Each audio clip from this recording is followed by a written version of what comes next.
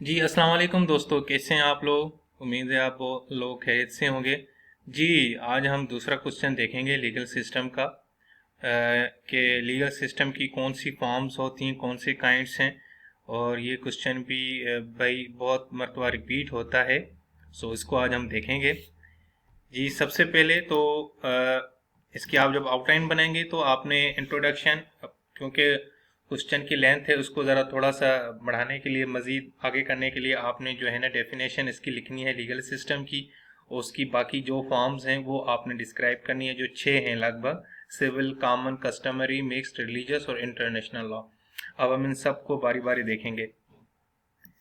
जी सबसे पहले legal system की डेफिनेशन मैं आप लोगों को पहले भी अपनी पहली वीडियो में बता चुका हूं कि लीगल सिस्टम क्या होता है। ये एक सिस्टम है, एक प्रोसीजर है जिसके ज़रिए किसी भी मुल्क के अंदर, रियासत के अंदर या माशरे के अंदर लॉ को इन्फोर्स किया जाता है। और साथ साथ में लॉ को इंटरप्रेट भी किया जाता है कि ये लॉ क्या होता है और ये किस तरह काम करता है। ठीक है। कोई भी जो एक मुल्क होता है उसके अंदर एक लॉज होते हैं, जिस रूल्स और रेगुलेशन के ज़रिए एक कानून को जो है ना इम्प्लीमेंट किया जाता है।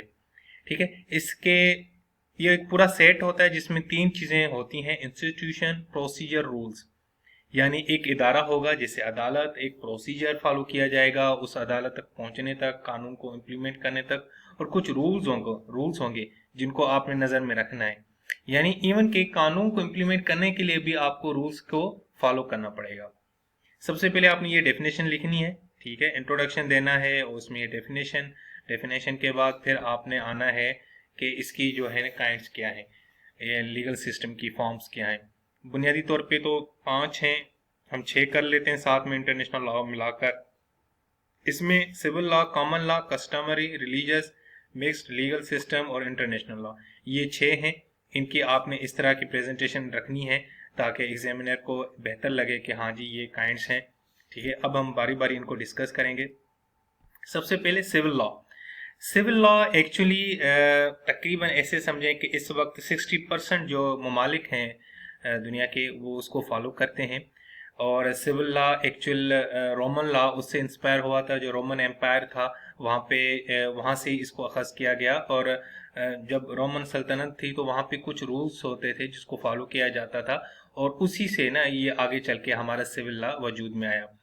उस वक्त जो एम्परर थे जस्टिन, कॉर्पस जुरिस सिविलिस, उन्होंने एक लॉ बनाया था, एक डॉक्यूमेंट्स बनाया था, बड़ा मशहूर है। आप इसको कभी हम इसके ऊपर मजीद डिटेल में देखेंगे। तो उसको फॉलो करके फिर यूरोप और दूसरे ममालिक ने इसको फॉलो किया। ठीक है। दूसरा ये है कि इसके अंदर भी दो काइंड्स आते हैं। एक कोडिफाई रोमन लॉ है जो आज जो जिसकी जिसका जो मॉडर्न वर्जन है वो फ्रेंच सिविल कोड 1804 में नजर आता है। दूसरा अनकोडिफाई रोमन लॉ है जो स्कॉटलैंड और साउथ अफ्रीका में यूज होता है। सिविल लॉ की जो सबसे बड़ी खासियत है वो ये है कि ये सिस्टमाइज्ड है, ये स्ट्रक्चर है। इसके अंदर हर चीज़ के प्रिंसिपल लिखे हुए हैं कि किस तरह आपने फॉलो करना है। इवन के रोमन एम्पायर में जब एक्चुअली पूरे के पूरे लॉ बनाए गए थे, किस तरह वॉर करना है, किस तरह जो है ना रेवेन्यू इकट्ठा करना है, किस तरह जो है ना दूसरे जो उस वक्त की जो सल्तनत थे उनके साथ क्या रवाबित रखने, ये सारी चीज़ें उसके अंदर। इवन के आपके जो पर्सनल लॉ थे, प्राइवेट लॉ थे, उनको भी उन्होंने ज़रा जो है ना उसको डील किया हुआ था। ठीक है।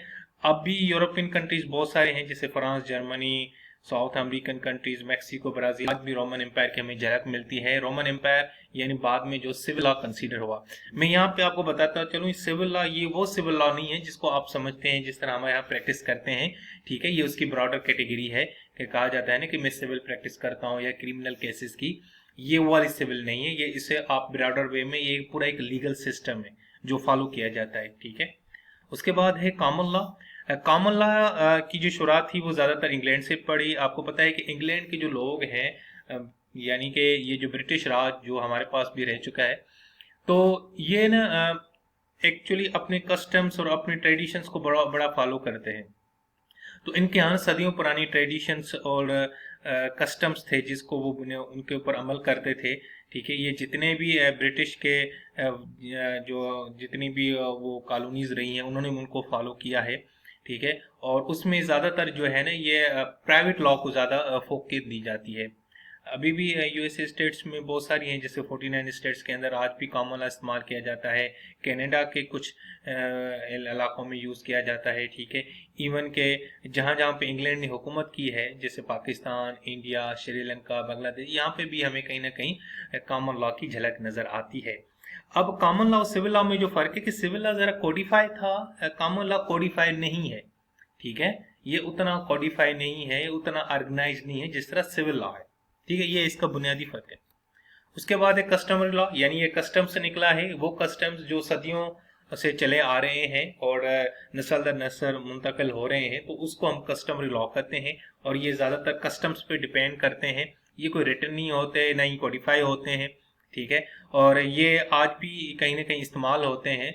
बहुत सारे ममालिक हैं जैसे इंडिया है, जहाँ पे सिविल कॉमन लॉ भी होता है, लेकिन साथ साथ में वहाँ पे कस्टम्स भी रूल होते हैं। इसी तरीके से कनाडा, ऑस्ट्रेलिया, न्यूजीलैंड के अंदर भी कस्टमरी लॉ मौजूद है। ये भी एक प्रॉपर लीगल सिस्टम है, लेकिन ये प्रीडोमिनेंट नहीं है, मतलब एक सेकेंडरी सोर्स इस्तेमाल होता है। ये इतना कोई वो यानी कि 100% इम्प्लीमेंट नहीं होता, ठीक है।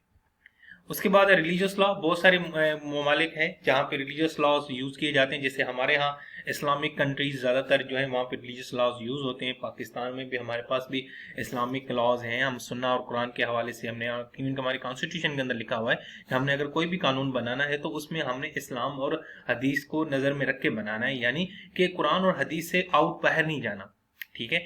इवन के जो इसराइल के जो लॉज हैं, ज्यूज लॉज हैं, वो भी इम्प्लीमेंट होते हैं, वहाँ पे भी रिलीजियस लॉज यूज होते हैं उनकी रियासत के अंदर भी। इवन के कुछ ऐसे ममालिक हैं यूरोप के जहाँ पे भी कैनन लॉज जो क्रिश्चियन मज़हब को यानी कि रिफ्लेक्ट करते हैं वो इस्तेमाल होते हैं। और कुछ ऑर्गेनाइजेशंस के अंदर भी कैनन लॉ इस्तेमाल होते हैं, यानी कि हमने देखा कि हमारे पास रिलीजियस लॉज भी इस्तेमाल होते हैं और उससे भी हम लीगल सोर्सेज यानी कि लीगल मामला को डील कर रहे होते हैं, ठीक है। इसके अलावा इंटरनेशनल लॉ है। देखें, इंटरनेशनल लॉज मौजूद हैं अब, क्योंकि दुनिया ग्लोबलाइजेशन हो गई है, आपस में हम ट्रेड करते हैं, सियासत करते हैं, लेन देन करते हैं, बिजनेस करते हैं। सो हमारे आपस में इंटरेस्ट जुड़े हुए हैं। सो बहुत सारे ममालिक आपस के अंदर ना आपस में एग्रीमेंट करते हैं, रूल्स करते हैं, चीज़ों का एक्सचेंज करते हैं।